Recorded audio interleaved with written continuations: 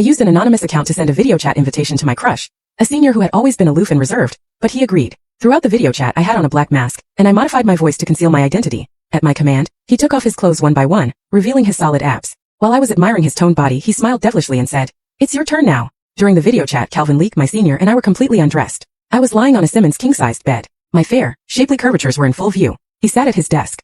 He had a burning gaze while his sexy Adam's apple moved silently up and down. Fortunately, I had on a black mask and I also modified my voice so he wouldn't know who I was. Calvin swallowed hard and started giving me orders. Step by step, I touched myself according to his instructions. Calvin quietly placed his hands under the table.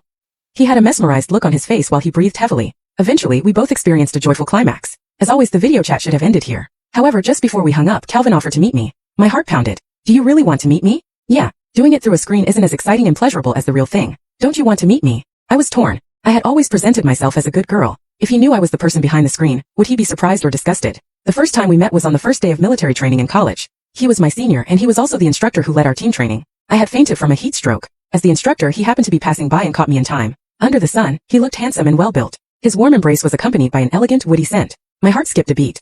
He placed me under a tree to rest. After a while, he handed me a bottle of water with the cap unscrewed. I caught it steadily, but perhaps due to the heat stroke, I then fumbled and poured water onto his body. At the time I was seated while Calvin was standing. From that angle, the water spilled all over his crotch. Feeling guilty, I immediately snapped out of it. I apologized while frantically reaching out to wipe the water away. Suddenly, I felt something warm against my palm. It seemed to be nudging against me. I subconsciously touched it. Calvin took a few steps back out of shock. His face and ears turned red. That's when I realized what I had touched. My cheeks turned red too. "I'm sorry. I didn't mean to." I looked down and was too afraid to look into his eyes. Calvin coughed awkwardly. "It's fine. I'm going back to training." With that he fled. I couldn't hold back my laughter when I watched him leaving in a hurry. It turned out that Calvin, who had always been stern, had a cute side to him. I thought I'd be fine after a short rest, but my head still felt heavy. I soon fell headfirst to the ground. Calvin picked me up and took me to the infirmary. My bad luck wasn't over. On the way there, I suddenly felt a cramp in my stomach. It was as if something was trickling down. My eyes snapped open and my cheeks immediately turned red. Calvin stopped walking and set me down on a chair by the road. There was blood on his right hand. Feeling deeply embarrassed, I bit on my lower lip.